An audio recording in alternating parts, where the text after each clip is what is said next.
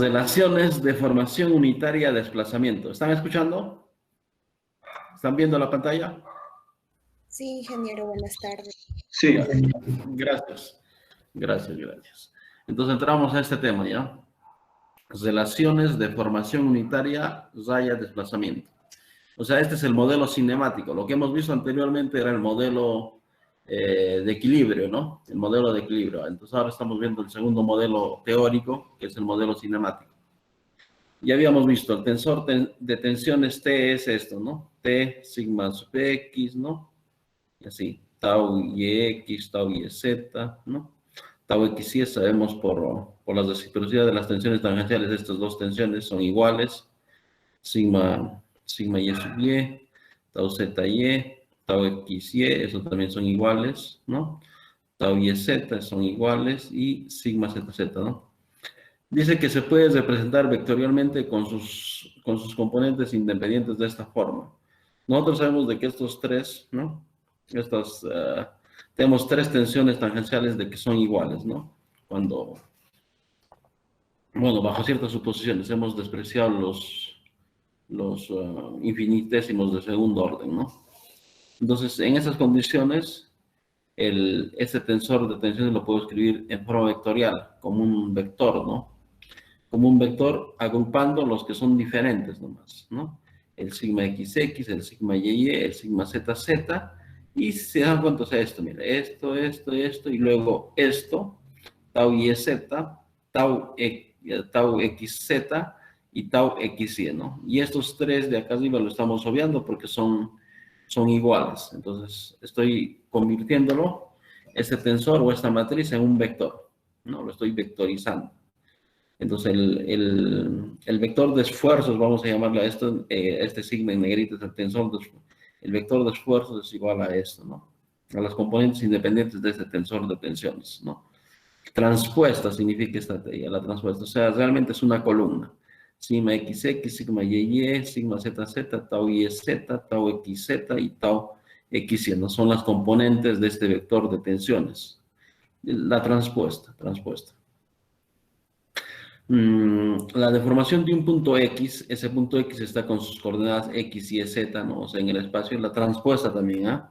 O sea, también es un vector columna. La deformación en un punto X, ¿no? El punto es, pues, tiene coordenadas X y Z, ¿no? Está dada por las tres componentes de su desplazamiento.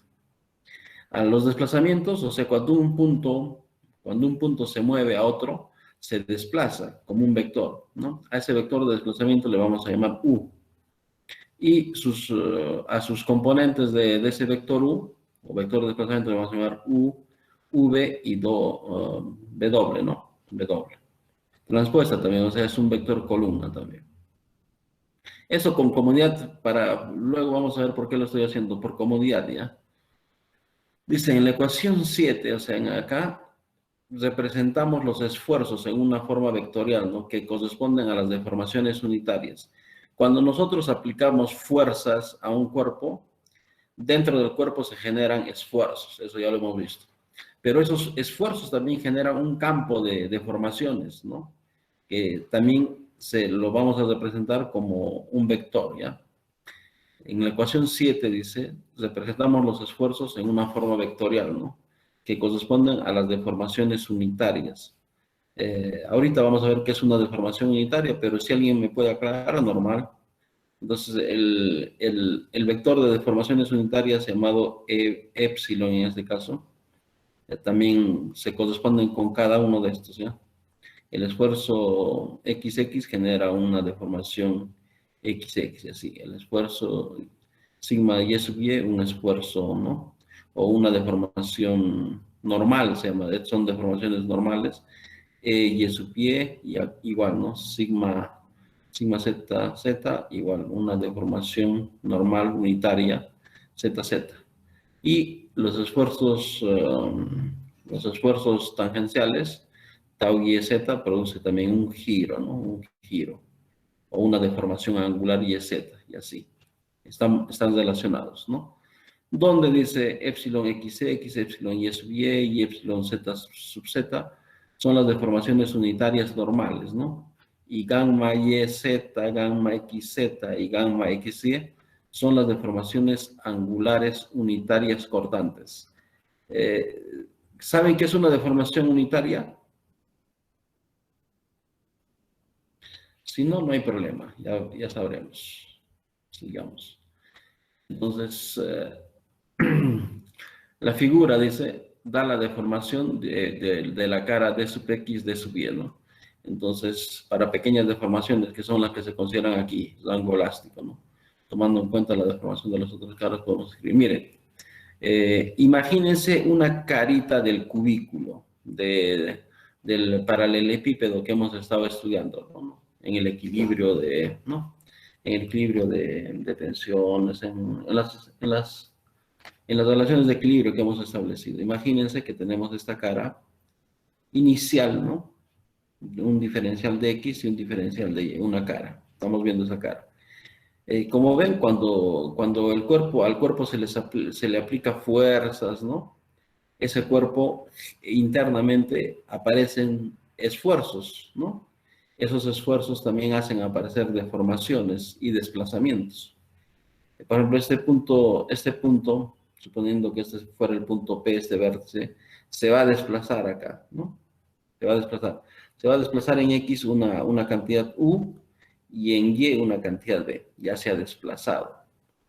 Pero no solo se desplaza, sino que se deforma, ¿no? Mira, se ha alargado prácticamente, ¿no? En esta cantidad.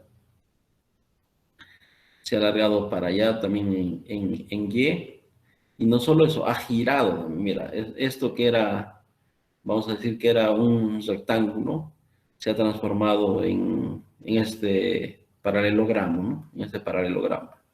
Se ha deformado. Se ha desplazado, se ha alargado, se ha achicado en este ángulo, por ejemplo, porque antes era 90, ahora es pi medios menos este ángulo, ¿no? Entonces, veamos, por ejemplo, esta distancia es U, ¿no? U más la derivada de U con respecto a X de X, ¿entienden?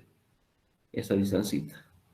Y no necesitamos mucho para saber eso, ¿no? Ya. Si le quitamos, miren, si le quitamos este U, nos quedaría de U con respecto de U con la derivada de U con respecto a X, no de X.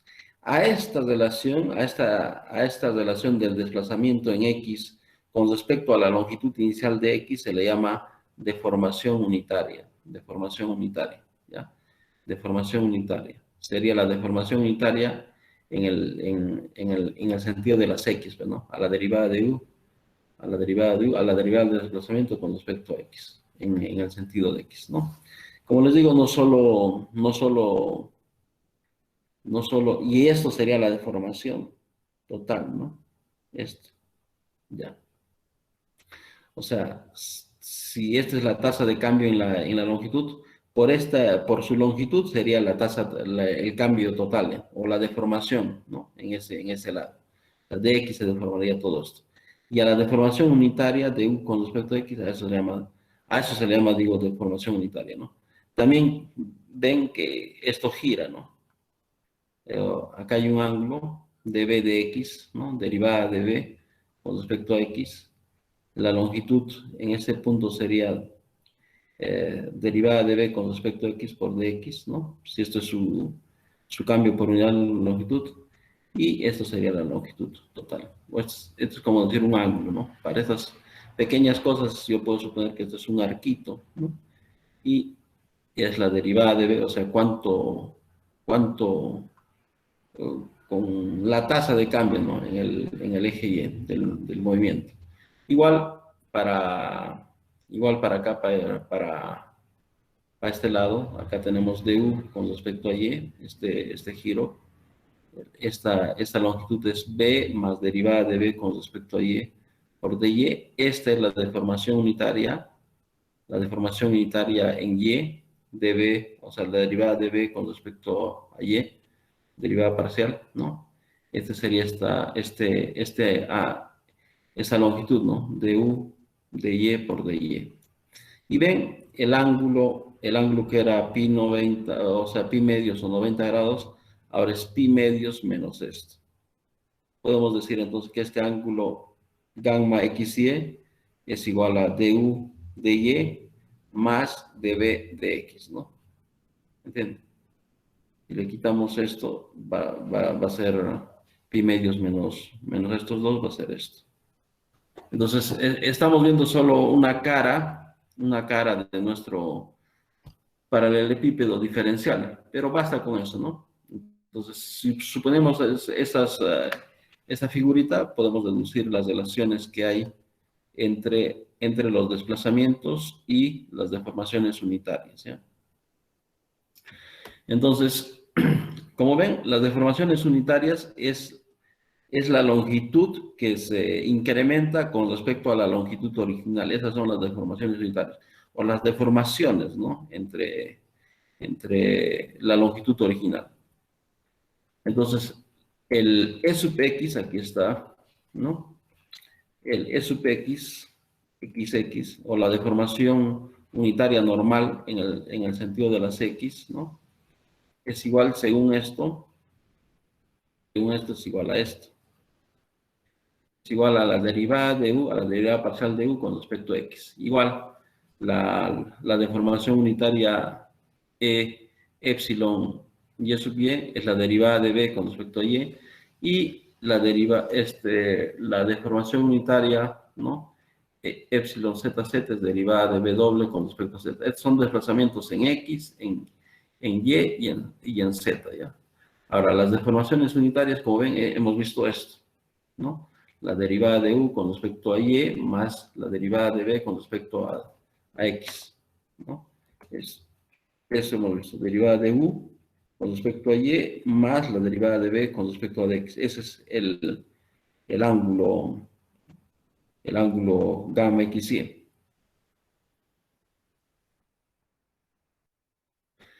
Pero similarmente podemos demostrar eso, ¿no? De que este ángulo, el ángulo gamma YZ,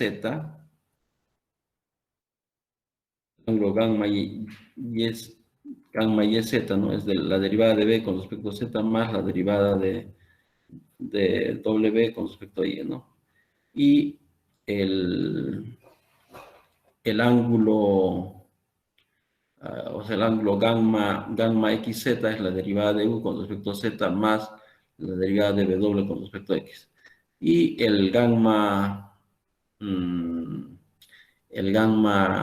xy es la derivada de u con respecto a y más la derivada de b con respecto a x. La transpuesta ya, la transpuesta. O sea, este vector de deformaciones es realmente un vector columna.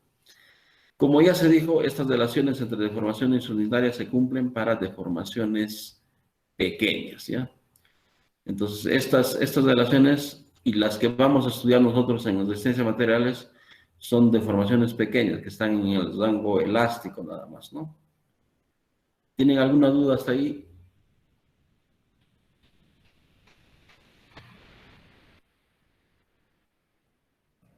No, Ya, ingeniero. probablemente que no.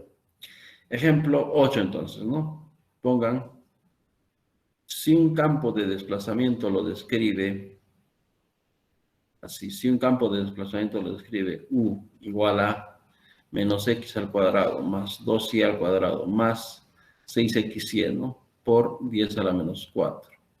Y b es igual a 3x más 6y menos y al cuadrado, ¿no? Por 10 a la menos 4. Dice, determine la deformación unitaria normal en X, la deformación unitaria normal en Y y la variación angular, ¿no? O el ángulo gamma XY, la deformación unitaria angular, ¿no? Gamma XY en el punto X igual a 1 y Y igual a 0. ¿Qué hacemos? Simplemente calculamos estas derivadas, ¿no? Estas derivadas. A ver, hagamos eso. De hecho, esto lo pueden derivar a mano, ¿no? ¿Cuál sería derivada de u con respecto a x? Derivada parcial de u con respecto a x.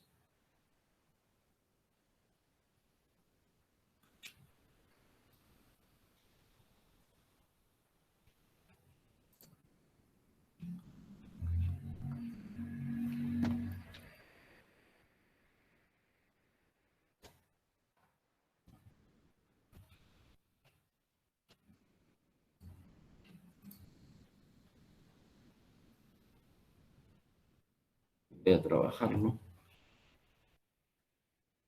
A ver. En este caso, mire, tenemos esto, ¿no? X y Z.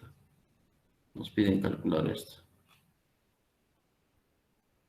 Vamos a este. Vamos a darle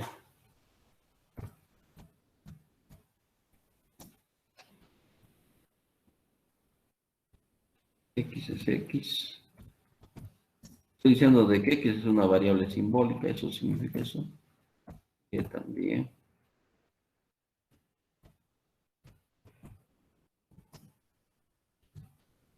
Z.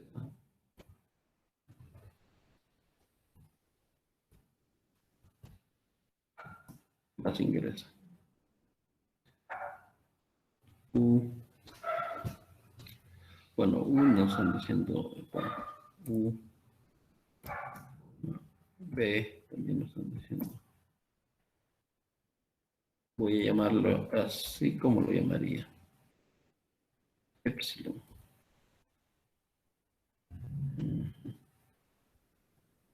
Epsilon es, ¿no? Esto voy a llamar ya epsilon XX epsilon y más gamma, ¿no? Gamma X. ¿Qué me está pidiendo?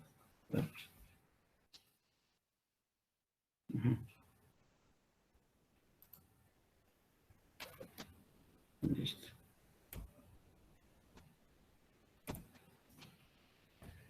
U me dice que es función, ¿no? De esto. A ver si lo puedo copiar.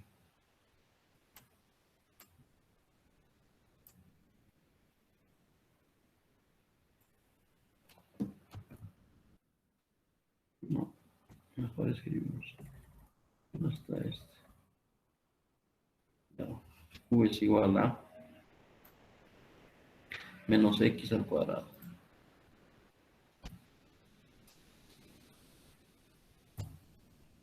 Si quieren así, al menos X por X. X al cuadrado. Más 2y al cuadrado. Más 2 por y por y.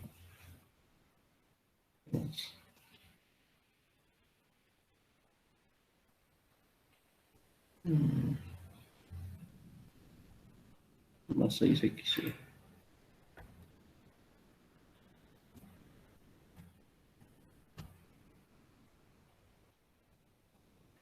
Todo eso por 10 a la menos 4 todavía.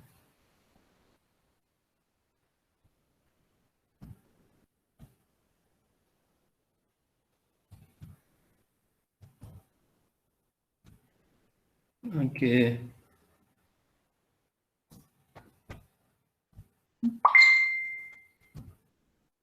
sí podemos escribir 10 a la menos 4. No, POU, porque esto es exponencial. POU.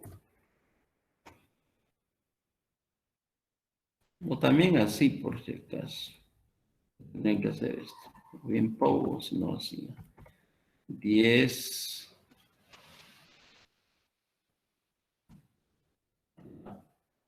menos 4. Sí podríamos hacer.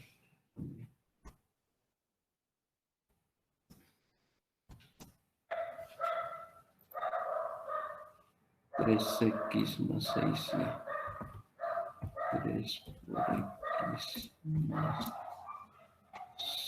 6 por y. Menos y al cuadrado. Menos y por y. Todo eso también por 10 elevado a menos 4.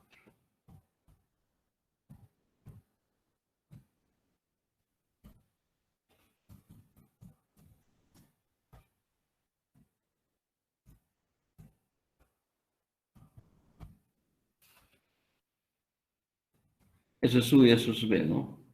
El epsilon x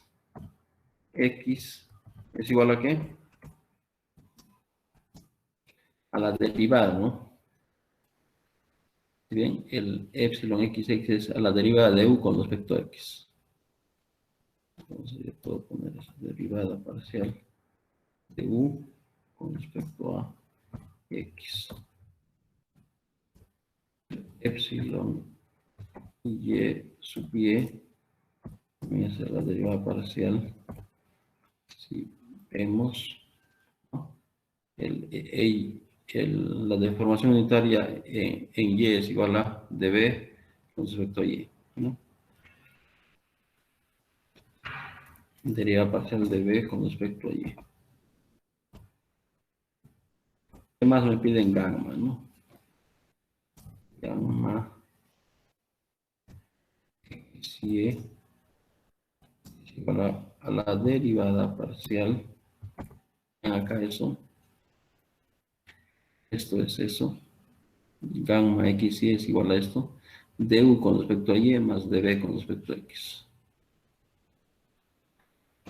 Du con respecto a y, ¿no?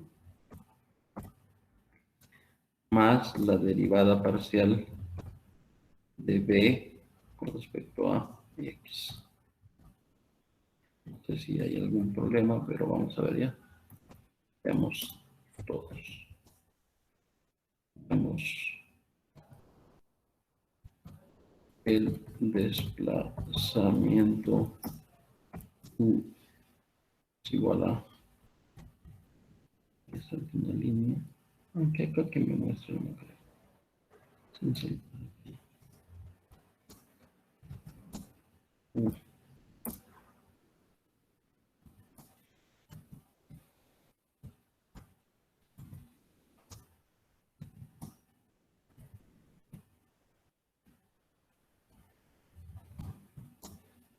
El desplazamiento es igual a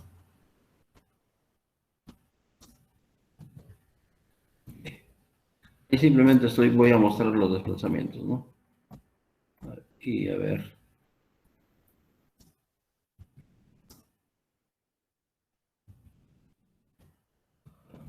La deformación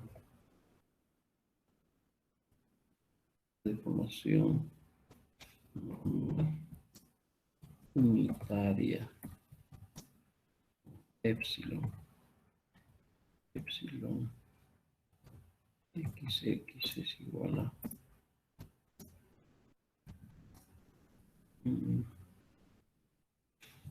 epsilon xx igual. Esto ya a mano ya lo habrían hecho, ¿no? Pero bueno, porque no es complicado. Normal unitaria epsilon y es igual a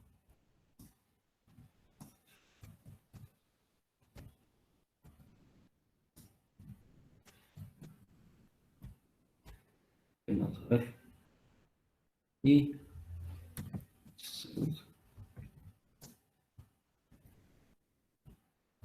la deformación unitaria angular es esto. Triangular gamma, ¿no? Gamma. Vamos con M, creo, vamos a ver.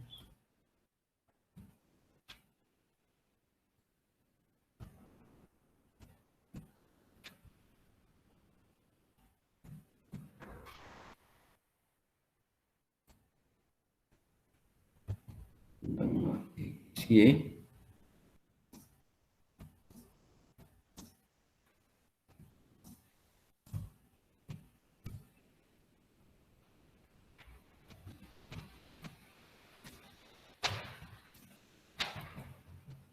Si todo está correcto, eso debiera de funcionar. File. A ver, lo vamos a guardar como Deformación.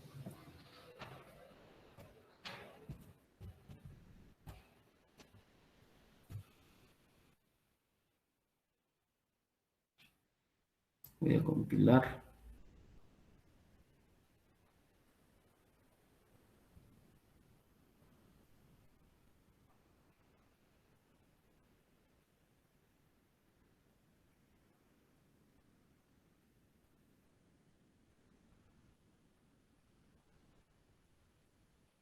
Me he compilado satisfactoriamente, ojalá que esté bien.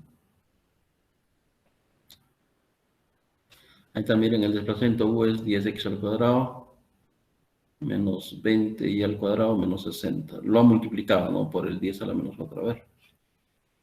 No me parece, pero...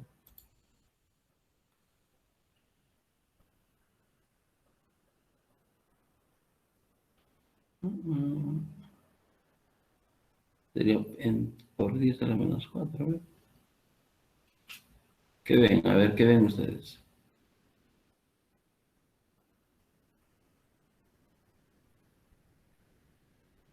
Hay algo que no está bien, ¿no?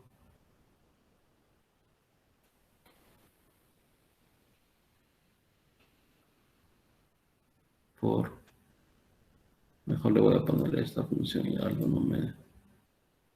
Esto por esto. Voy a poner así con esta función mejor. POU 10 a la menos 4.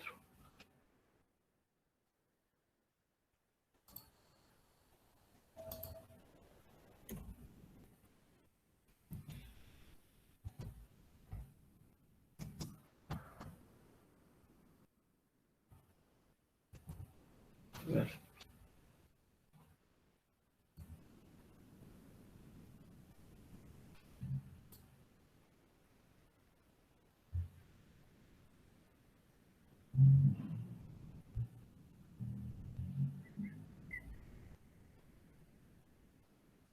Falta un paréntesis allá. No, esto está ya mal.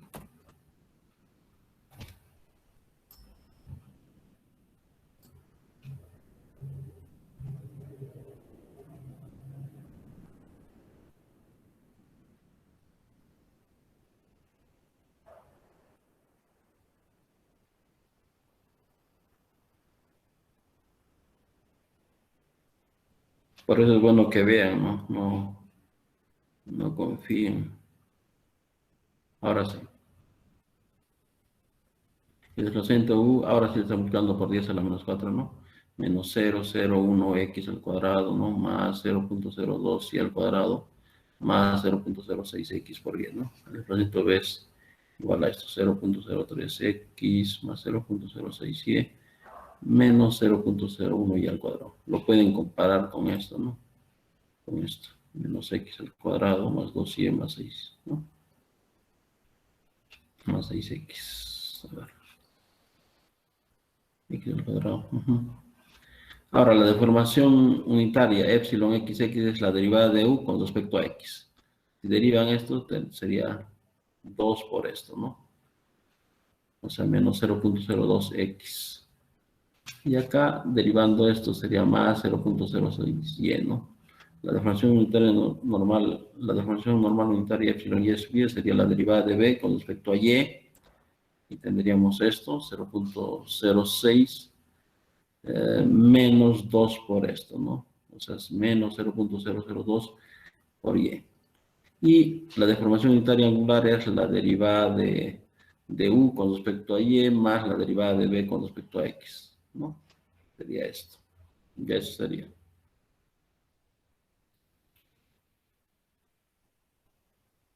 La solución es eso.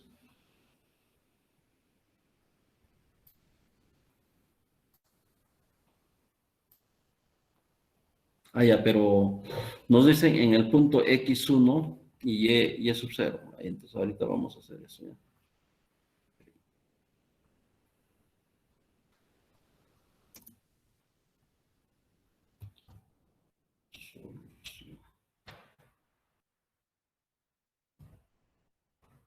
Voy a poner primero estas derivadas.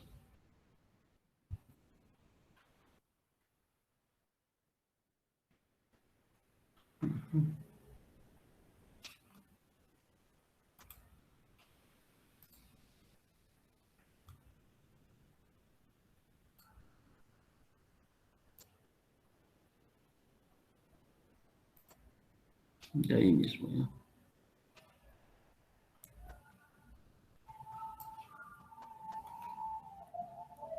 Pero miren, nos está pidiendo que sea en este punto, ¿no?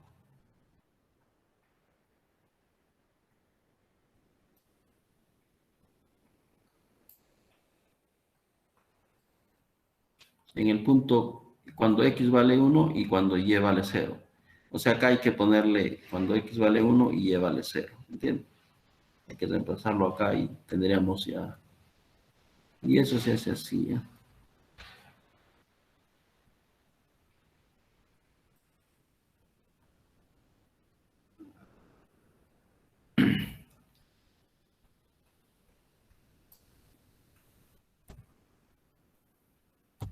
Cuando x vale 1, ¿no? Y cuando y es 0. Voy a copiar esto.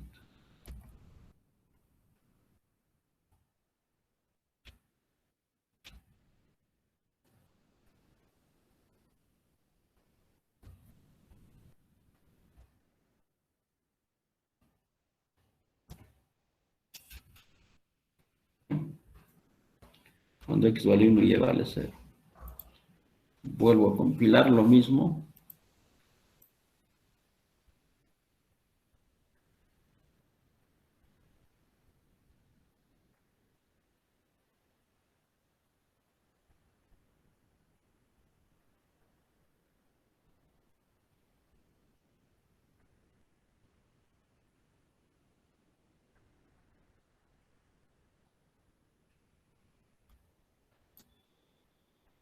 Ya está.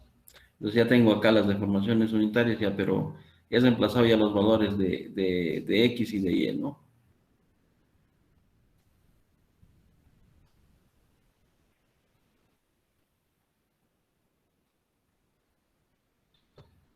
Entonces ya lo tengo. Eso lo copio.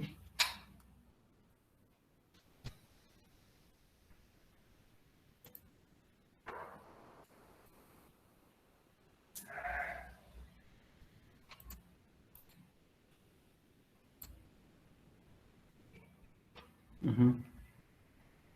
Listo.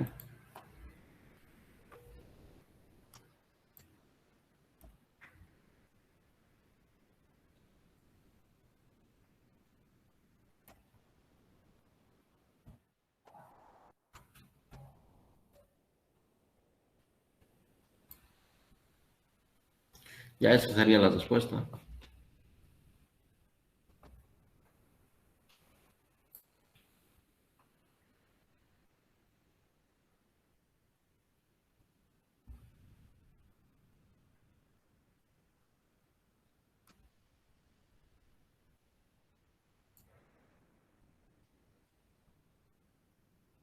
¿Alguna duda? Estamos bien. Ingeniero, buenas tardes. Sí, dime. Para el cálculo de gamma XY, ingeniero. Ah, es esto, es la derivada de u con respecto a y, más la derivada de b con respecto a x. Aquí, por si acaso, lo pueden ver acá. Está así, ¿no? Epsilon XX es la primera, ¿no? Epsilon y sub y es la segunda. Y nos está pidiendo esto, ¿no? Gamma XY. Es la última, que es esta, ¿ya? Es esta, la derivada de u con respecto a y, más la derivada de b con respecto a x. O eso lo hubiéramos puesto, creo, ¿no? Pero eso es. Gamma x es la derivada de u con respecto a y, más la derivada de b con respecto a x. Si se dan cuenta, miren, como un mnemotécnico, el x, su desplazamiento en x, ¿cuál es? el desplazamiento en X le llamamos U, ¿no? Al desplazamiento en Y le llamamos B, y al desplazamiento en Z le llamamos W. Entonces, miren, ¿qué es gamma? Es la derivada del desplazamiento de X, o sea, la derivada de U con respecto a Y, ¿no? Más la derivada, ¿no? Del desplazamiento en Y, o sea, desplazamiento de B con respecto a X. Es como un mnemotécnico para que se puedan recordar. Pero no se preocupen, ustedes van a utilizar todas esas fórmulas. No hay que memorizar, pero si quisieran, más o menos puede ser mnemotécnico decir. O sea, esta deformación unitaria angular gamma XY es igual a la derivada de U con respecto a Y. Derivamos sería 4Y, ¿no? 4Y más 6X por 10 a la menos 4.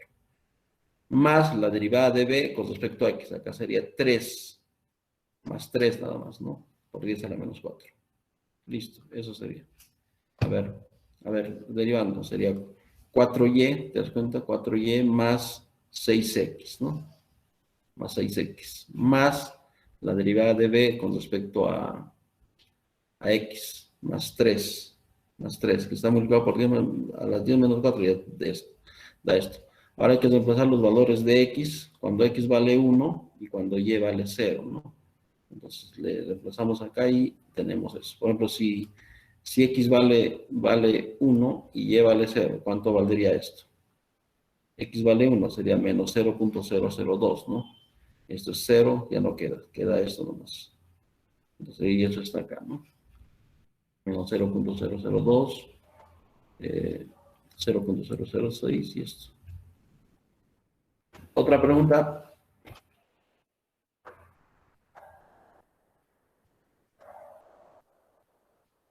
Ingeniero, ¿podría repetir verbalmente el ejercicio, el procedimiento, por favor? A ver, ya vamos a un poquito, pero vamos a repasar esto, ¿no? Aquí teníamos el tensor de deformaciones, ¿no? El tensor de deformaciones es una matriz de 3×3, ¿no? Eso lo estoy vectorizando porque hay esfuerzos tangenciales que son iguales, ¿no? Y solo las independientes lo estoy poniendo acá, ¿no? Esos tres esfuerzos normales y estos 3 esfuerzos tangenciales. En este orden, miren. Primero esto, segundo esto, tercero esto, cuarto esto, este tau YZ, quinto esto, este tau XZ, y sexto esto, ¿no? El tau XY. Estos esfuerzos, primero las fuerzas, ¿no? Las fuerzas en un sólido producen esfuerzos, ¿no? En el interior, esfuerzos interiores. Esos esfuerzos interiores hacen que todos los puntos de ese cuerpo se deformen, se desplacen, vamos a decir, ¿no? Los puntos se mueven. A esos componentes de los desplazamientos le llamamos U, B y W. U es el desplazamiento en el eje X, ¿no? B el desplazamiento en el eje y W en el desplazamiento en el eje Z, ¿no? Dice, en la ecuación 7 representamos los esfuerzos en una forma vectorial, ¿no? Aquí está, que corresponden a las deformaciones unitarias. Estos esfuerzos producen unas deformaciones unitarias en el material. Esas deformaciones unitarias, por ejemplo, para las deformaciones epsilon es deformación en X entre la longitud original de X, más o menos eso significa una deformación unitaria, ¿no? Entonces, el epsilon X, entonces lo represento también como un vector, epsilon XX, epsilon Y sub Y, epsilon Z sub Z, gamma Y sub Z, gamma XZ y gamma XY, que están relacionados por si acaso. Eso sirve para la ley de Hooke, todavía no estamos llegando a eso, solo estamos viendo las relaciones entre las deformaciones unitarias y estos desplazamientos, ¿no? Listo. Las epsilon son deformaciones unitarias normales y las gammas son las deformaciones angulares unitarias, ¿no? Cortantes. Aquí está esta figurita, en esta figura nosotros vemos el lado de un cubito diferencial, ¿no? Que tiene este lado, diferencial de X y diferencial de Y. Como ven, este punto se mueve en XU y se mueve B, pero no solo eso, se deforma también, se deforma. Acá crece una cantidad de esta, ¿no? Esta longitud es U más derivada de U con respecto a X por diferencial de X, ¿no? Aquí hay un ángulo de B de X, acá hay otro ángulo de U de Y, ¿no? Entonces este ángulo gamma XY es la suma de estas dos derivadas, de U de Y más de B de X. Ahora, las deformaciones, descontando las U, quitando las U, serían du de X por dx, ¿no? O sea, ¿cuánto se deforma en X? Toda esta cantidad, ¿no? Y unitariamente sería esto, ¿no? Esta es la deformación unitaria en X, de U de X. La deformación unitaria en Y es de B de Y, ¿no? Teniendo eso, nosotros encontramos estas deformaciones unitarias, estas relaciones, ¿no? Ahora estamos relacionando las deformaciones unitarias con los desplazamientos. Los desplazamientos son U, B, W, ¿no? En, en el eje X, en el eje Y y en el eje Z. Estos son deformaciones angulares. Ya, entonces, se puede representar, ¿no? Las deformaciones, la deformación unitaria normal epsilon XX es la derivada de U con respecto a X. La deformación unitaria epsilon Y sub Y es la derivada de B con respecto a Y.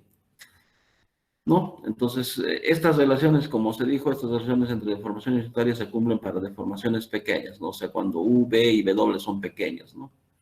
Y nos estamos dando un ejemplo. Dice, si un campo de desplazamiento lo describe esto, ¿no? U es igual a menos X al cuadrado más 2Y más 6XY. Olvídense de esto. O por 10 a la menos 4 todo. B, 3X más 6Y menos Y al cuadrado por 10 al cuadrado. Nos piden determinar epsilon X sub X, epsilon Y sub y gamma XY. ¿Qué es epsilon XX? Es la deformación unitaria, ¿no? En X. Eso vale esto. La derivada de U con respecto a X. La derivada parcial de U con respecto a X. Si yo tengo esto U, derivo parcialmente, ¿no? Si yo derivo, sería derivada de U con respecto a X, sería menos 2X, ¿no? Acá sería 0 más 6 por Y. Entonces acá tengo esto. Menos 2X más 6 por Y. Todo eso por 10 a la menos 4 me quedaría esto, ¿no? Menos 0.002X más 0.006 por Y. Ahora, la deformación unitaria Y sub Y, la deformación unitaria normal Y sub Y, es igual a derivada de B con respecto a de Y. Acá ya me están dando pesos el campo de los desplazamientos. Entonces yo tengo U y B como funciones. Derivo nomás, ¿no? Derivada de B con respecto a Y. Derivada de B con respecto a Y. Derivo sería 6 menos 2 por Y. Entonces acá sería, mira, 6 menos 2 por Y. Por 10 a la menos 4 sería con esto, ¿no? Con estos ceritos. Listo. Y la deformación angular gamma X sub Y es igual a esto. Es a esto. Es la derivada de U con respecto a Y más la derivada de B con respecto a X. Entonces derivo. Derivada de U con respecto a Y. Esto sería 0, acá sería 4Y más 6X, ¿no? A ver, 4Y más 6X, perfecto. Más la derivada de B con respecto a X, derivada de B con respecto a X, derivo, acá sería 3 nada más. Esto es 0, 0, más 3. Por 10 a la menos 4 me sale esto. Ya debe estar claro. Pero no solo eso, me dicen en el punto cuando X vale 1 y Y vale 0. Reemplazo nomás, pues, ¿no? Acá, X1, donde vea X le pongo 1, y donde vea Y le pongo 0. Ya tendría ya, ¿no? Acá sería menos 0.002 por 1. Sería menos 0.0002. O 2, menos 2, 10 milésimas, ¿no? Esto sería 0. Y acá, esto sería 0, y acá sería simplemente 6 10 milésimas. Acá X1, acá esto es 0, y acá sería 6 10 milésimas, ¿no? Más 0.7, más 3 10 milésimas, serían 9 10 milésimas. Y eso está acá, ¿no? Menos 2 10 milésimas, más 6 10 milésimas, y 9 10 milésimas, ¿no? ¿Hay alguna otra duda?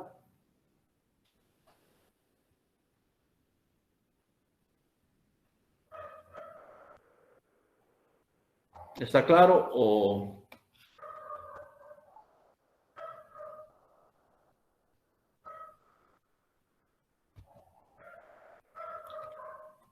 Hable. Sí, ingeniero. Ya está claro, ¿no? Sí, ingeniero, sí se entendió. Sí, ingeniero. Ya. Ustedes tienen la obligación de hacer esto a mano, de pasar, pues, ¿no? Ya, imagínense de que su maestro ya hace todo con la computadora. Ya. Relaciones, esfuerzo, deformación unitaria. Entonces, ahora vamos ahora vamos a hallar las relaciones esfuerzo versus la deformación unitaria. Antes teníamos las relaciones deformación unitaria versus desplazamiento, ¿no? Ahora vamos a hallar las relaciones esfuerzo versus deformación unitaria. Esto ya es el modelo de comportamiento, es el tercer modelo. Ese modelo, como habíamos visto en la primera clase, es un modelo fenomenológico, o sea, experimental, en otras palabras, ¿no? Se basa en la parte experimental. Y dice, ¿no? Se deduce la relación tensión, raya, deformación unitaria mediante la observación experimental del comportamiento del material en el ensayo de tracción. O sea, en otras palabras, vamos a sacar esta relación tensión versus deformación unitaria del ensayo de tracción experimentalmente. Vamos a hacer esa observación experimental y vamos a hallar esas relaciones esfuerzo, raya, deformación unitaria. A partir de la información obtenida en el ensayo, se infiere el comportamiento del material elástico ante situaciones más complejas, deduciendo las ecuaciones generales del modelo. O sea, una vez que veamos este modelito simple de someter a tracción a una probeta, ¿no? Vamos a deducir luego otras ecuaciones más generales, ¿no? El ensayo de tracción. Dice, el ensayo de tracción consiste en someter a un esfuerzo de tracción F una probeta metálica de forma y dimensiones normalizadas, midiendo el alargamiento delta sub L, o delta L mejor, coma experimentado por el fuste de la probeta, ¿no? Y aquí está esto, imagínense, esta es la probeta, una probeta metálica, tiene unos fustes, o bueno, tiene unos mazos acá, unas cosas para agarrar, ¿no? Para que la máquina universal, las máquinas que sirven para someter a esfuerzos a los materiales, para que se pueda agarrar. Como se dan cuenta, acá tenemos una longitud inicial L sub 0 igual a 15 centímetros, ¿no? En esta parte. El área de la sección transversal, acá en la parte cilíndrica, tiene 5 centímetros cuadrados. Estas son las cabezas de amarre para que estas fuerzas o las máquinas puedan sujetarse bien, ¿no? Y acá hay una sección de transición también. Esas serían esto es una probeta metálica para someterlo a tracción, ¿no? Como ven, lo sometemos a unas fuerzas Fs, ¿no?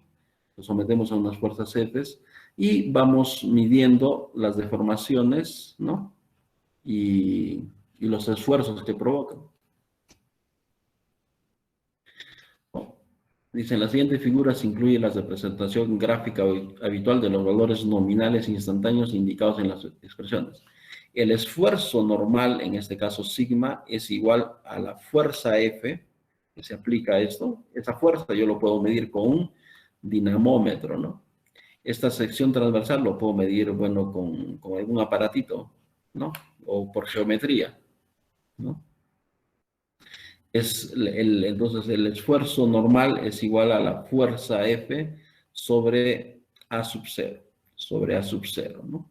A sub 0, ¿cuál es? Es la sección transversal. El área, esta área de este circulito, el área de la sección transversal, ¿no? Inicial, ¿no? 5 centímetros cuadrados, eso. Y también puedo medir la deformación unitaria. Aquí está la definición de la deformación unitaria. Es cuánto se alarga, en este caso, la probeta entre su longitud inicial. ¿Entienden? Suponiendo que tenía 15 centímetros, hemos sometido, sometemos a tracción, a estas tensiones, y se alarga, luego, y marco, se supone, marco esta distancia al iniciar, sin cuando no están las fuerzas, cuando no está sometido a carga, marco y leo 15 centímetros, ¿no? Lo puedo medir con una regla, con un extensómetro generalmente. Pero cuando yo lo someto a tensión, en este caso a tracciones, esto se va a alargar. Ya no será pues 15, ¿no? Será 15.001, por ejemplo, ¿no? Esa diferencia de 15.0.01 menos el 15 me dará 0.001. Eso es la deformación de la longitud.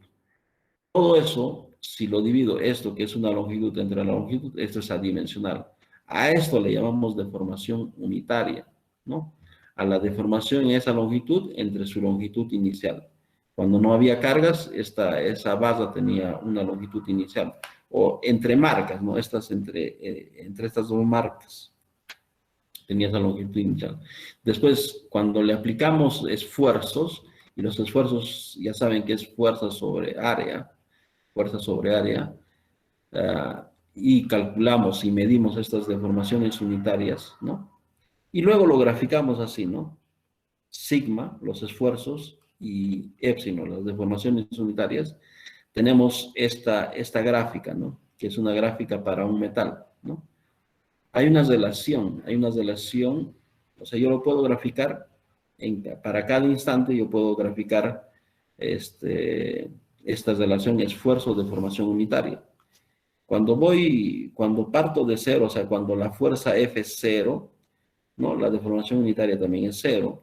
Y cuando voy incrementando esta fuerza, o sea, voy aumentando la tensión, vean que no grafico la fuerza, lo que yo grafico es la tensión.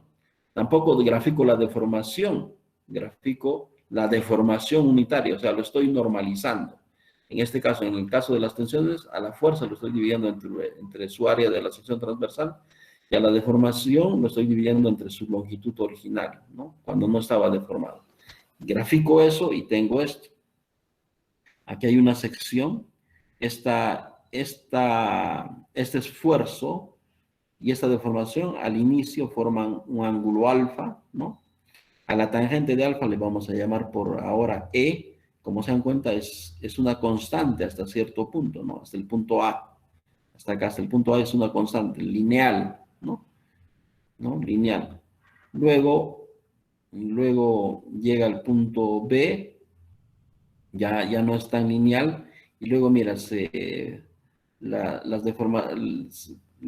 el esfuerzo, incluso, o mejor dicho, entre estos dos puntos puede haber un alargamiento sin aumento de esfuerzo, ¿no? Después, aquí hay una zona de estricción, ¿no? Deformación localizada en el cuello. Acá la deformación uniforme en toda la probeta. Después ya hay ¿no? Una deformación. No nos importa mucho, pero la idea es, nosotros vamos a trabajar en esta parte, en esta parte lineal, ¿ya? En esa parte lineal. Entonces, cuando sometemos al ensayo de tracción a una probeta metálica, vamos a tener una curva de este tipo, ¿no? Dice, se llama la tensión sobre el tramo inicial lineal OA, ¿no? Aquí, lo que hemos dicho, acá, en este tramo inicial OA, ahí ¿no? Se llama la tensión sobre el tramo inicial lineal OA, representativo del comportamiento elástico lineal del material. Dicho tramo se caracteriza por la reversibilidad total del proceso de carga, elasticidad. Es decir, el material tiene la propiedad de recuperar su forma y tamaño una vez que desaparecen las cargas que lo solicitan. Y por la proporcionalidad entre los valores de sigma, o sea, del esfuerzo normal aplicados y los alargamientos unitarios experimentados, ¿no? O sea, además de lo que le estaba diciendo, si estamos dentro de este rango, cuando nosotros quitamos la fuerza F, o sea, F de vuelta vuelve a cero, la deformación se hace cero también, de vuelta, vuelve a su condición normal antes de deformarse, ¿no? Entonces, eso es, hay reversibilidad, o sea, si le quitamos la carga, el material vuelve a su forma original. O sea, L sub 0 vuelve a tener 15 centímetros, ¿no? Y el área de la sección transversal también, que era 5 centímetros antes de aplicarle las fuerzas, queda también en 5 centímetros, ¿entiendes? Cuando le quitamos la fuerza. Pero siempre y cuando la relación esté en esta región, en la región OA, se llama la región de linealidad, ¿no? Y como ven también, hay una relación lineal entre sigma, entre los esfuerzos normales y la deformación unitaria, ¿ya? Además, en el comportamiento elástico lineal existen dos propiedades que pueden ser medidas en el ensayo de tracción y que afectan a la relación tensión-deformación, ¿no? ¿Qué podemos medir? Uno, la pendiente del tramo rectilíneo, definida como módulo de elasticidad longitudinal o módulo de Young, E, ¿no? Le vamos a esa E, que es igual a la tangente de alfa, que es igual, en otras palabras, a sigma sobre épsilon, ¿no? A eso le vamos a llamar módulo de elasticidad longitudinal o módulo de Young. Aquí está alfa, a esta tangente o a esta relación entre sigma y E en el tramo lineal le vamos a llamar E, que simboliza al módulo, es constante, ¿no? El módulo de Young o el módulo de elasticidad longitudinal, ¿no?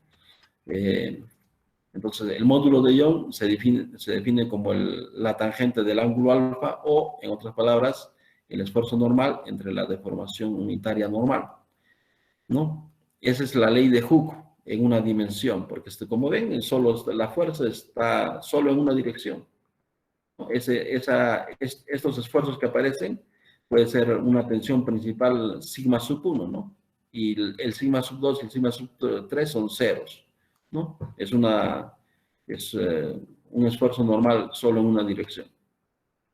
La ley de Hooke, mira, ut tensio sig bis, significa de que las deformaciones siguen a los esfuerzos, ¿no? O los esfuerzos provocan deformaciones. Mira, Hooke se había dado cuenta de eso en 1678. Por eso yo les decía, mucho de lo que nosotros hacemos, nuestro trabajo como ingenieros civiles es el cálculo, porque algunas cosas, por ejemplo, esta ley de Hooke es de 1678, y ir al laboratorio para comprobar eso, bueno, ya es un poco pérdida de tiempo. Para materiales conocidos, ¿no? Que vamos a trabajar con material conocido. Si tuviéramos un material nuevo, ¿no? Ahí sí, pues tenemos que hacer nuestros ensayos, ir al laboratorio y verificar, ¿no? Si se cumple esta ley o de repente no se cumple, ¿no? ¿Qué más podemos medir? O sea, podemos medir este módulo de elasticidad longitudinal o módulo de Young, que es la tangente del ángulo alfa. Graficando nomás podemos sacar esto, ¿no? Y esto, por si acaso, se llama la ley de Hooke, ¿no?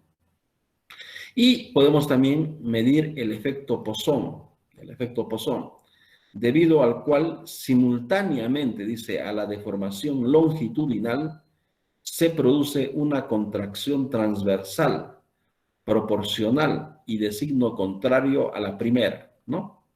Como medida de este fenómeno, Poisson en 1828 definió el coeficiente mu, igual a contracción transversal unitaria entre el alargamiento longitudinal unitario. O sea, ¿qué pasa? ¿Qué pasa cuando nosotros sometemos a esfuerzos a esta base? No solo se alarga longitudinalmente, pero en las dimensiones transversales se acorta, se estrangula, ¿no? Por eso en esta parte de deformación localizada en el cuello, esto se hace delgadito, en el medio más o menos acá, esto se hace más delgado, cuanto más fuerza tenemos, antes de que se rompa, porque deben de saber también de que todos los materiales tienen un límite, ¿no? Si nosotros seguimos aumentando la fuerza F, el esfuerzo aumentará. En algún momento, ese material no va a soportar y ¡fum!, se romperá. A partir de ahí ya no podemos someter a esfuerzos, ¿no? Cuando se rompe ya no se transmiten esfuerzos. Se rompe y ya queda. Ahí el material ya se destruyó, ya no transmite esfuerzos. Todos los materiales tienen eso también, tienen una última resistencia. O sea, no puedes someterle a un esfuerzo a un material al infinito, no hay eso. No hay eso, por si acaso. Entonces podemos, como decía, podemos también medir eso, ¿no? El efecto Poisson, que es la contracción. La contracción, cuando se alarga, transversalmente también se acorta. Poisson se dio cuenta de eso y definió, ¿no?, al coeficiente de Poisson igual a la contracción transversal unitaria entre el alargamiento longitudinal unitario. En otras palabras, la deformación unitaria transversal, ¿no?, la deformación unitaria transversal es igual a menos el coeficiente de Poisson por la deformación unitaria longitudinal. ¿Qué significa este signo menos? Que cuando se alarga esto, transversalmente se acorta. Y a la inversa, si longitudinalmente se acorta, transversalmente se acrece, ¿no?, se agranda. Entonces, esas dos cosas nosotros podemos medir. O sea, el módulo de elasticidad y el efecto Poisson cuando nosotros, o el coeficiente de Poisson cuando hacemos el ensayo de tracción, ¿no?, el ensayo de tracción. A ver, ¿qué es ese módulo de elasticidad longitudinal o módulo de Young, ¿no? Dice, se define como una relación entre el valor instantáneo de la tensión y la deformación unitaria correspondiente. O sea, E, el módulo de elasticidad de Young, es igual al esfuerzo normal aplicado, ¿no?, entre la deformación unitaria. O bien, dice, como la pendiente del tramo rectilíneo OA, ¿no?, en la figura que hemos visto, en la figura 2 acá, en esa figura, o la pendiente de ese tramo rectilíneo.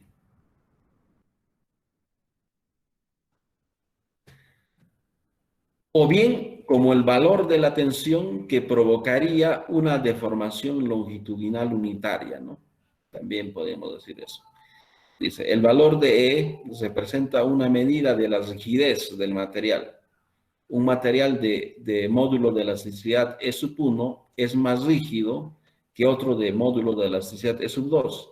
Si E1 es mayor que E2, lo que significa que ante una determinada tensión sigma, el material 1 alcanza una deformación epsilon 1 menor que la del material 2, epsilon 2. O sea, este O representa una medida de la rigidez, ¿no? Un material es más rígido cuando a iguales tensiones se deforma menos, ¿no? Se deforma menos. Dice, el módulo de elasticidad longitudinal E tiene las dimensiones de tensión, ¿no? O sea, el módulo de elasticidad E tiene las mismas dimensiones que las de las tensiones, o sea, fuerza sobre área. ¿Por qué? Porque la deformación unitaria no tiene unidades, ¿entiendes? Entonces, si eso es igual dimensionalmente a masa por longitud a la menos 1 por tiempo a la menos 2, ¿no? Y su valor es diferente para cada material. Cada material tiene un módulo de Young diferente, ¿no? Cada material tiene un módulo de Young y para cada material eso es diferente, ¿no?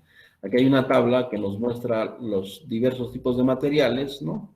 Y su módulo de Young que lo está dando en kilos, en kilogramos fuerza esa, por centímetro cuadrado. Por ejemplo, del acero entre el 0.15 y 0.30 de carbono, el módulo de Young vale 2.1 por 10 a la 6, ¿no? El acero entre 3 y 3.5% de níquel acá, ¿no? También tiene un valor, su módulo de elasticidad vale 2.10 por 10 a la 6. Fundición gris, 1.05 por 10 a la 6. El hormigón, que nosotros llamamos concreto, ¿no? 1.76 por 10 a la 6. La madera pino, 1.27 por 10 a la 6.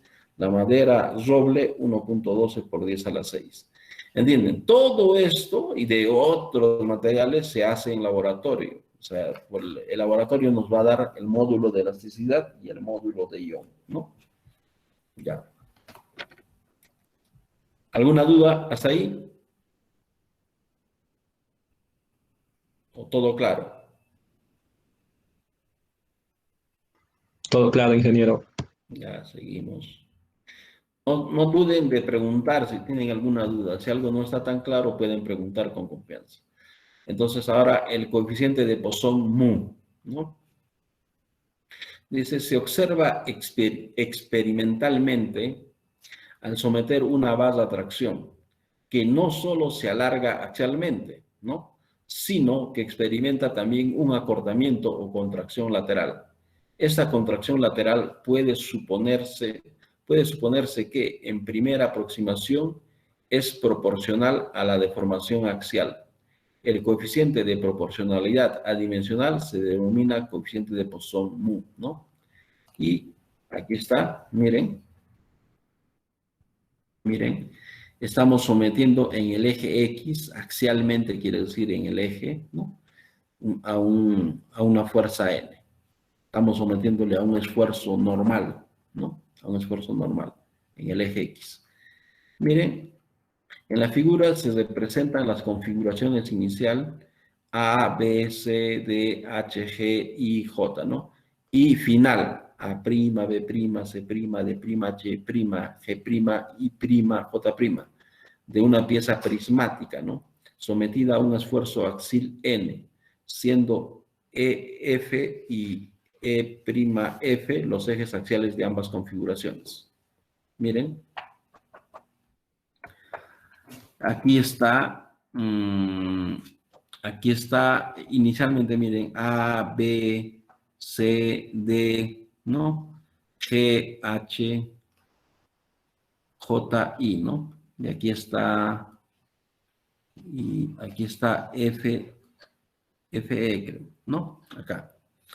Miren, cuando nosotros sometemos a un esfuerzo axial en la dirección de X, esta barra se alarga, pero no solo se alarga, transversalmente también se acorta, ¿no? Entonces ya experimentalmente podemos decir esto, ¿no?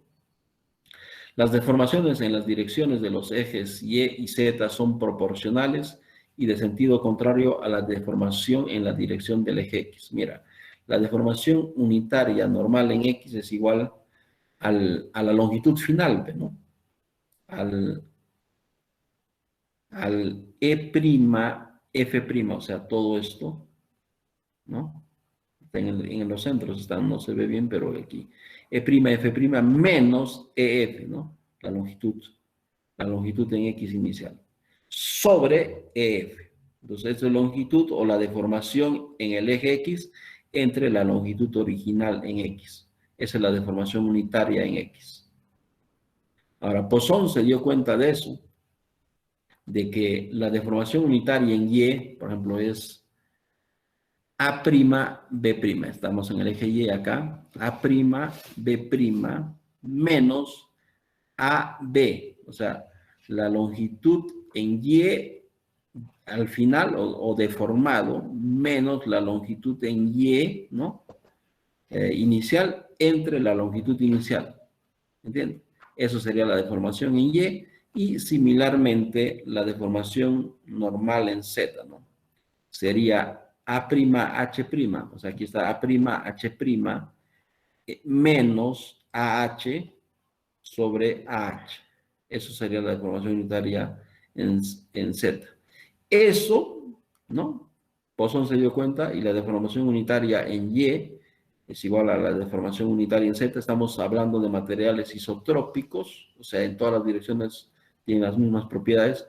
Es igual a un coeficiente de proporcionalidad mu con signo cambiado por la deformación unitaria en X. ¿Se dan cuenta? Eso es, ¿no? Menos mu por diferencial de X. Por la deformación unitaria en X, ¿no? O sea, si E sub X se alarga, E sub Y y E sub Z serán de sentido contrario, se habrán acortado, ¿no? Se habrán acortado. Estas son deformaciones unitarias, dense cuenta. Es longitud sobre longitud, longitud sobre longitud, longitud sobre longitud. Si yo quiero saber cuánto vale al final A'B', multiplicaré pues, ¿no? a la deformación unitaria en Y por su longitud inicial, por AB. Entonces ya tendré yo A'B', cuánto vale eso, ¿no? ¿Entiendes? Así. ¿Está claro? Sí, ingeniero. Ya. Entonces, conociendo el coeficiente de Poisson, se puede obtener la deformación volumétrica E. Vamos a llamar a la deformación volumétrica con esta letra E. De un prisma recto de dimensiones A, B y C, ¿no? Imagínense, este prisma esta longitud es A, B y C, ¿no? Su volumen será A por B por C, ¿no? Un volumen de un prisma. El volumen inicial, antes de someterle a cargas de ese prisma, será A por B por C, ¿no? Su volumen final será, pues, A más la deformación en A, porque se habrá deformado, por B por la deformación en B, y por C más la deformación en C, ¿no? Que yo lo puedo escribir también igual a eso. O sea, si hago este productito sería A por B por C por 1 más diferencial de A sobre A, ¿no? Por 1 más diferencial de B sobre B por 1 más diferencial de C sobre C. Pero diferencial de A sobre A, si yo estoy trabajando en la dirección X, voy a decir, eso es igual a cambio de longitud entre la longitud original, eso es la deformación unitaria en X, ¿no? Esto es, si, como hemos visto por la proporcionalidad, ¿no? Las deformaciones unitarias en los otros ejes sería 1 menos mu por X, ¿no? Esto, la deformación transversal es menos mu por epsilon X. Pero esto es lo mismo, entonces por eso al cuadrado, ¿no? 1 más la deformación en C sobre C es menos mu por la deformación normal en X, deformación unitaria normal en X, por al cuadrado. Ahora, quiero yo la deformación unitaria volumétrica, ¿no? Eso sería la deformación de volumen entre el volumen original, que sería el volumen final menos el volumen, ¿no? Eso es el cambio en volumen entre el volumen original, ¿no? Entonces me quedaría, si resto esto menos esto, y además lo divido entre el volumen original, me quedaría esto, ¿no? Miren, A por B por C sería el final, A por B por C por todo esto sería el final, menos el inicial, que factorizando ABC queda todo esto menos 1, ¿no? Todo esto menos 1. Entre ABC, pues estoy matando a ABC, ¿no? Y aproximadamente eso es igual a epsilon, ¿no? A la deformación unitaria normal en X por 1 menos 2 mu, ¿no? Eso sería el cambio, la deformación volumétrica E. ¿Qué más podemos decir del coeficiente de Poisson? Dice, la deformación volumétrica será tanto menor cuanto más se aproxime el valor de mu a 0.5. Lo que ocurre en algunos materiales, como en la goma y la parafina. Cuando mu es igual a 0.5, la deformación volumétrica es nula. O sea, no hay cambio de volumen. Si mu vale 0.5, no hay cambio de volumen. Podrían darse cuenta. ¿Por qué? Miren. 1 menos 2 por mu. Si mu vale 0.5, ¿cuánto sería esto? 0, ¿no?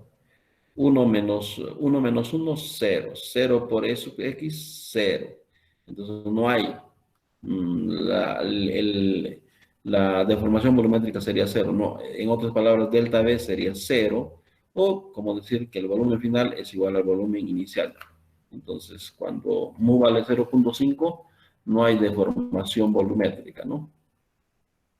El valor del coeficiente de Poisson está limitado entre los valores de 0, ¿no? Entre 0 y 0.5.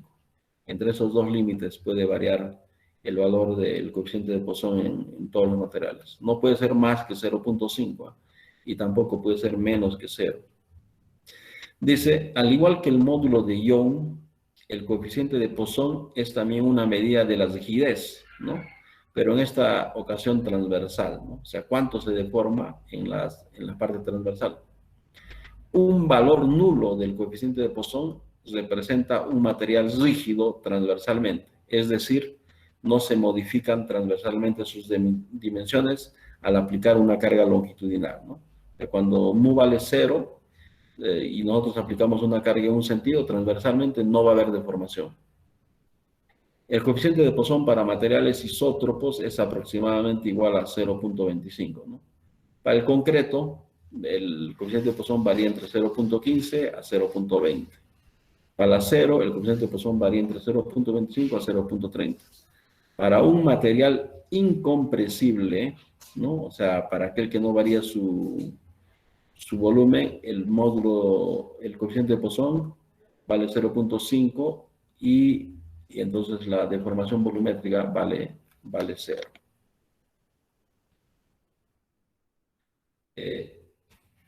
A ver, no sé qué hora es. Entonces, ¿hay alguna duda hasta acá?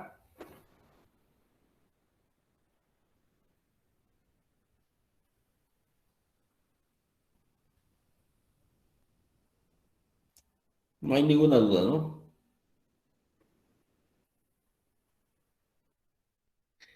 Entonces entramos a la ley de Hooke generalizada, ¿no? En materiales isótropos. Mediante la observación del ensayo de tracción se ha deducido la ley de Hooke para estados de tensión uniaxial, ¿no? Hemos visto, mediante la observación del ensayo de tracción, hemos visto de que que hay una relación, ¿no? Entre la deformación unitaria y las tensiones, ¿no? Entonces, uniaxialmente hemos visto esto en el ensayo a tracción. Dice, en la figura se considera un estado tensional general determinándose sus direcciones principales. O sea, acá tenemos un paralelepípedo en un estado tensional general. ¿Por qué? Porque tiene es un estado tensional ¿no? Tridimensional, ¿no?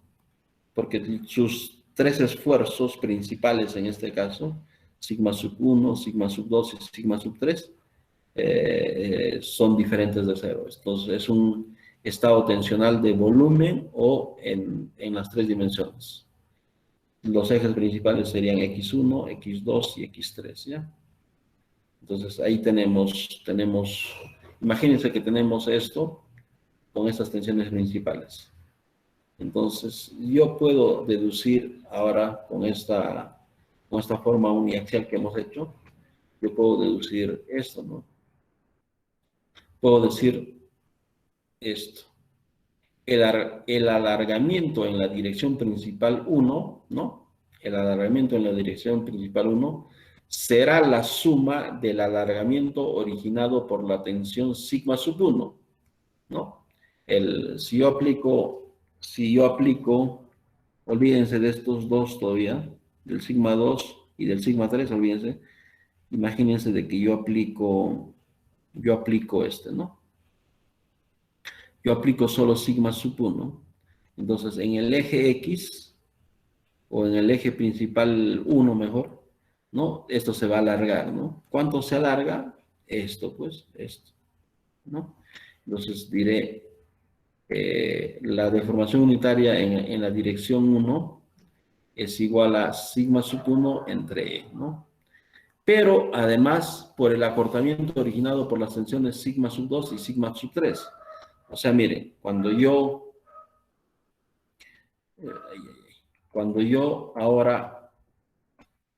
aplico sigma sub 2, este sigma sub 2 me va a alargar en el eje 2, ¿no? En el eje principal 2, pero me va a cortar en el eje 1. Ese acortamiento está dado por el coeficiente de Poisson, ¿no? ¿En cuánto se acorta? En mu sigma sub 2 entre E. Igual, cuando aplico sigma sub 3, esto tratará de alargar en ¿no? En la dirección 3, pero va a cortar en la dirección 1. ¿Cuánto lo acorta? Lo acortará sigma sub 3 por mu entre E. Entonces, en forma ya total, la deformación unitaria epsilon 1 es debido al alargamiento de sigma sub 1, ¿no? Entre E siempre esta constante, menos los acortamientos debido a sigma sub 2 y a sigma sub 3. Esos acortamientos son proporcionales, ¿no? Son proporcionales a este. Son proporcionales, ¿no? Son proporcionales a los esfuerzos aplicados en esas direcciones.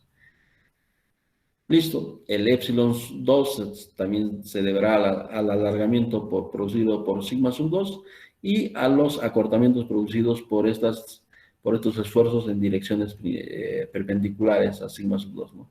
Y acá también la deformación unitaria en 3 será el alargamiento producido a sigma sub 3 menos estos acortamientos, ¿no? Dice, la ecuación anterior constituye la ley de Hooke generalizada en ejes principales del material. ¿Ya? Entonces, esa es la ley de Hooke para las deformaciones unitarias cuando solo actúan esfuerzos principales, ¿no? Esfuerzos principales. Pero nosotros sabemos ya de que estos esfuerzos principales en otros planos, si nosotros giramos este cubito, no lo giramos en alguna otra dirección, desaparecerán los esfuerzos principales y aparecerán esfuerzos tanto normales y tangenciales, ¿no? En las 6 caras. Luego veremos cómo hacemos esa transformación. ¿Hasta ahí hay alguna duda?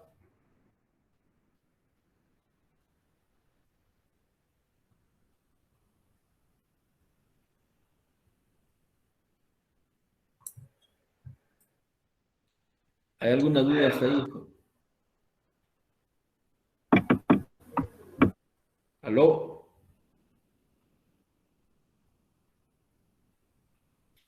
Dígame, ¿hay alguna duda o no hay? Jóvenes, ¿alguien que hable? No, ingeniero. Ya, como no tienen ninguna duda, ahí nos vamos a quedar. Jóvenes, repasen, ya estamos entrando a la ley de Hooke. A la ley de Hooke generalizada. Sí. Ingeniero, disculpe, Sí, habla. la última parte casi no entendí, ingeniero. La última parte, a ver. Vamos a ver. De vuelta. Explícame de nuevo, un favor, ingeniero. La última parte no he entendido. Ya, nosotros en el ensayo de tracción, tenemos esto, ¿no? De que la deformación unitaria, ¿no? Es igual a sigma sobre E. O sea, la deformación unitaria es proporcional al esfuerzo aplicado, ¿no? Nada más. Esta E es una constante para el material. Entonces, hay una relación directa, vamos a decir, ¿no? La deformación unitaria es proporcional a sigma. Ya, eso vamos a aplicar ahora. Imagínense ahora que yo tengo un cubito donde están aplicados los esfuerzos principales, sigma 1, sigma 2 y sigma 3. Yo puedo ¿qué les digo? Puedo utilizar el principio de superposición de fuerzas y hacerlo uno por uno, ¿no? Entonces voy a usar ese principio de superposición de fuerzas. Voy a suponer de que sigma sub 2 y sigma sub 3 son 0. Son 0. Que está aplicado solo sigma sub 1.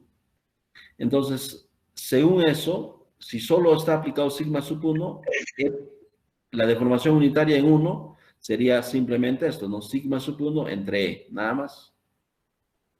Si no hay sigma sub 2 ni sigma sub 3, la deformación unitaria sería sigma sub 1 entre E, nada más, simplemente.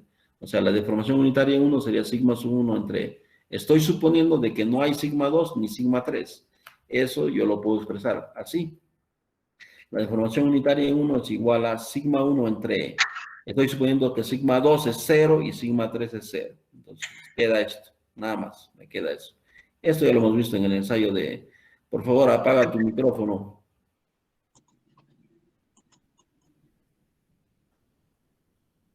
Ya, entonces la deformación unitaria en 1 es sigma sub 1 entre E. Pero ahora voy a suponer de que solo existe sigma sub 2, ¿no? Sigma sub 2, ya no existe sigma sub 1 ni sigma sub 3, solo sigma sub 2. Entonces, cuando existe solo sigma sub 2, el epsilon sub 2, ¿no? La deformación unitaria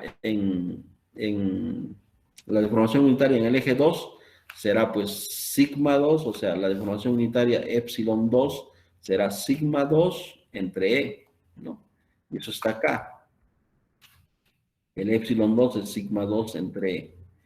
Ahora voy a suponer de que no existe ni sigma sub 1 ni sigma sub 2, solo E sub 3. Entonces la deformación unitaria en 3, en el eje 3, ¿no? En este eje 3, será igual a sigma sub 3 sobre E, ¿no? Eso lo he descubierto yo con el ensayo de tracción. Ya tengo eso. Pero ahora imagínense esto. Ya he calculado mi sigma sub 1, mi epsilon 1 es igual a sigma sub 1 sobre E, ¿no? Que está acá. Pero ahora se aplica también sigma sub 2, ¿no? ¿Qué pasa cuando sigma sub 2 está presente? Bueno, lo alarga en el eje 2, pero en el eje 1 lo acorta. ¿Y con cuánto lo acorta? Lo acorta pues ¿no? Lo acorta con esto, con esa cantidad. Lo acorta con esto. Menos mu por la deformación unitaria longitudinal. Menos mu por la deformación unitaria longitudinal. O sea, lo acorta en menos mu por la deformación unitaria longitudinal. Pero la deformación unitaria longitudinal en el eje 2 es igual a sigma 2 sobre E, ¿no? Sigma 2 sobre E por mu. ¿Por qué? Porque hay esa, ¿no? Este coeficiente de Poisson en este caso se acorta. O sea, cuando sigma sub 2 se aplica en el eje 1, 1, en el eje 1, 1 se va a producir un acortamiento. En el eje 2, el sigma 2 produce un alargamiento y en el eje 1 produce un acortamiento. ¿Cuánto vale ese acortamiento? Vale mu por sigma 2 entre E, ¿no? Mu por sigma 2 entre E. Igual, el esfuerzo principal 3 produce un alargamiento en el eje 3. ¿Cuánto vale ese alargamiento? Vale sigma 3 entre E. Pero a la vez provoca un acortamiento en el eje 1, ¿no? En el eje 1. Entonces, ¿ese acortamiento cuánto vale? Mu por sigma 3 entre E. Entonces, menos mu por sigma 3 entre E. En otras palabras, la deformación unitaria en el eje 1 es igual al alargamiento producido por sigma 1, ¿no? Sigma 1 entre E, menos el acortamiento producido por sigma 2, ¿no? Y ese acortamiento vale mu por sigma 2 entre E, y también al acortamiento debido al esfuerzo principal en 3, que ese acortamiento vale mu por sigma 3 entre E. Igual para la deformación unitaria en 2 y para la deformación unitaria en 3. A este conjunto de relaciones entre las deformaciones unitarias y los esfuerzos se le llama ley de Hooke generalizada. Pero estamos hablando solo de deformaciones unitarias principales o en los ejes principales. Estamos hablando también acá de las tensiones solo principales, ¿no? Entonces, la ecuación anterior constituye la ley de Hooke generalizada en ejes principales del material. ¿Está claro ahora?